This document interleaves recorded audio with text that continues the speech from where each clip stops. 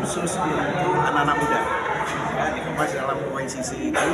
Nah, mereka kemudian kumpul bersama utusan masing-masing daerah, kemudian satu daerah ada 2 orang.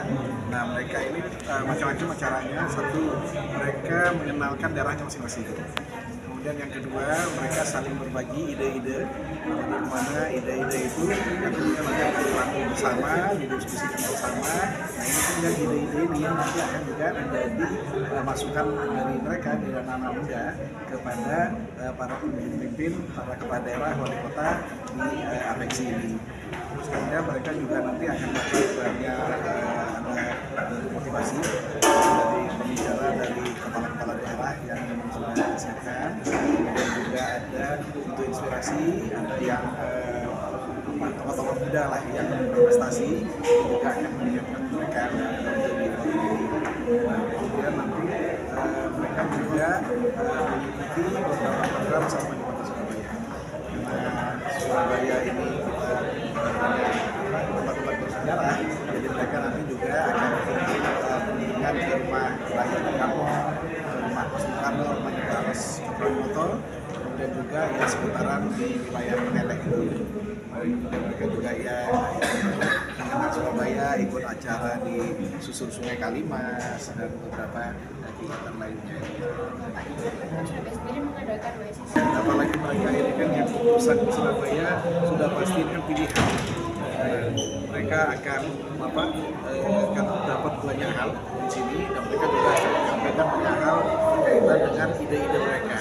Nah, kemudian nanti hasil-hasil itu tadi kan kemudian bisa dipakai untuk kemudian ke para forum Apeksi itu tadi.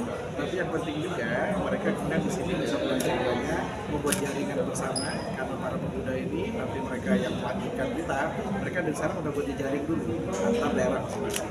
Sehingga ketika mereka pulang ke daerahnya, pulang ke kotanya, nah mereka dengan ide-ide yang banyak itu kita harapkan kemudian mereka bisa bekerja sama dengan pemerintah daerah, bisa bagian dari pemerintah daerah, dan mereka bisa kemudian nanti program pembangunan di daerahnya masing-masing. Itu jangka pendeknya, dan jangka panjangnya tadi mereka jangan baru mungkin semua, mereka saling kenal di antara masing-masing daerah, mereka bisa kemudian berjejaring, mereka bukan hanya di sini kok, setelah di sini pun mereka akan terus bisa komunikasi.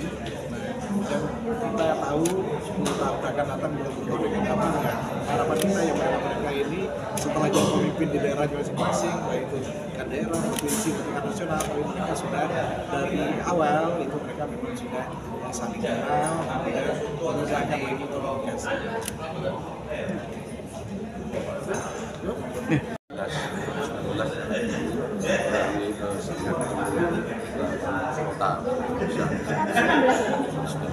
Ini yang tadi sudah sampaikan Mas Sekda, ini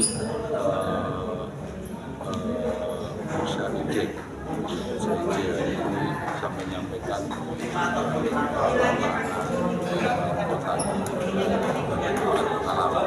Nanti siang ada FGD, tadi masalah lapangan pekerjaan, masalah kepemudaan, masalah ide, terus masalah transportasi ini nanti juga di FGD ini pemuda dari kota-kota tadi. Pak, mereka ini hanya berdiskusi atau juga punya solusi masing-masing? Ya, nanti diskusi mesti sekalian, kira-kira tantangan, solusinya, terus nanti programnya apa, kira-kira yang bisa ditindaklanjuti sharing tadi antar kota nanti disampaikan atau di aplikasikan di daerahnya masing-masing. Saat ini kan anak-anak muda kan sudah dilibatkan ya untuk misalnya di dan setelah ini kan harapannya ini bisa menjadi satu kebutuhan kota itu apa. Kalau yang mewakili Surabaya sendiri, ini bahasanya tentang apa, Pak? Yang mewakili Surabaya? Sama, semuanya kan sama ya. Dan tadi di apa ini di SPB aja tadi itu apa ini pemuda kota aja tadi itu apa ini transportasi aja itu kan ini apa ini ya tadi yang nanti dari bahasan-bahasan kata-kata pemuda.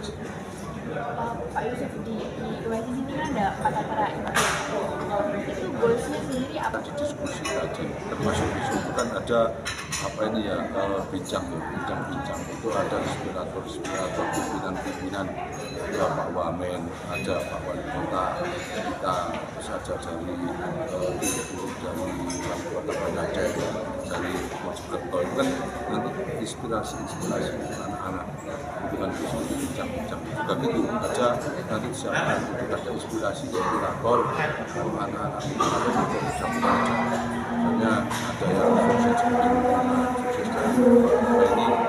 ini peluang kerja jadi ini yang harapannya nanti tadi dia sini tadi saling diskusi saling mengetahui ini nanti program apa yang cocok di daerah. Pak Yusuf ini kan ada Kenyataan susu sungai, saya yakinlah ini pemuda-pemuda yang luar pulau itu kan punya pengalaman transportasi sungai itu bagaimana, misalnya kan itu, misalnya contoh kecil ini kalau kapal cepat jenis ini kan tidak mungkin, soalnya kan jalurnya pendek dan dengan sangat. Kira-kira yang pas apa? Misalnya kan itu pas, misalnya ini Pak misalnya untuk UMKM misalnya, jadi misalnya nanti jualan misalnya di perahu, itu kan nanti mungkin dapat informasi. Nah ini tadi yang saya sampaikan, tantangan inovasi aspirasi inovasi daerah itu kan bisa saling mengisi tadi. Surabaya juga menerima masukan. Muhammad Rizky, dipanggil Rizky. Ini dari mana? Maksudnya organisasi apa? Kami dari Surabaya Nasional, tapi di sini juga Indonesia. Tapi ada berbagai background dari anak muda. Oke, kalau saya dari Lurah Indra Surabaya, kita generasi pelajar. Kalian masih kuliah? Saya masih kuliah kebetulan di Kedokteran Hewan Universitas Erlangga. Saya juga masih kuliah kebetulan di program studi administrasi negara Universitas Negeri Surabaya, PESAN. Mungkin kalau jadi kalian bisa ngomong apa sih yang didapatkan tadi di dalam? Untuk jadwal yang kami paparkan adalah kantong sampah, sejuta manfaat yang dipenuhi di mana kami paparkan tentang bagaimana riset karena di sistem informasi pengolahan data sampah nasional timbulan sampah di kota Surabaya itu mencapai 1,9 ton per harinya dan akan terus bertambah.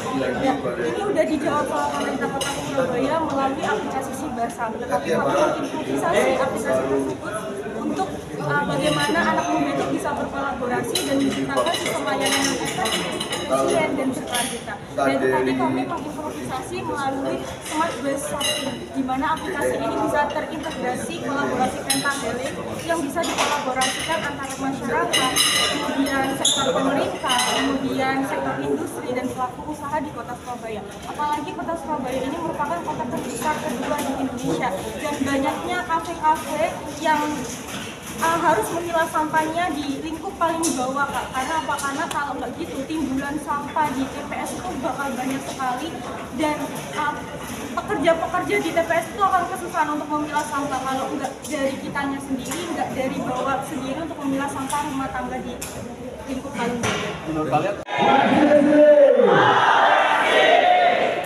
Mungkin sebelum ngomong masalah UMC, kalau kamu sedih gitu ya, itu artinya apa? Ya, kalau kamu bisa memahami.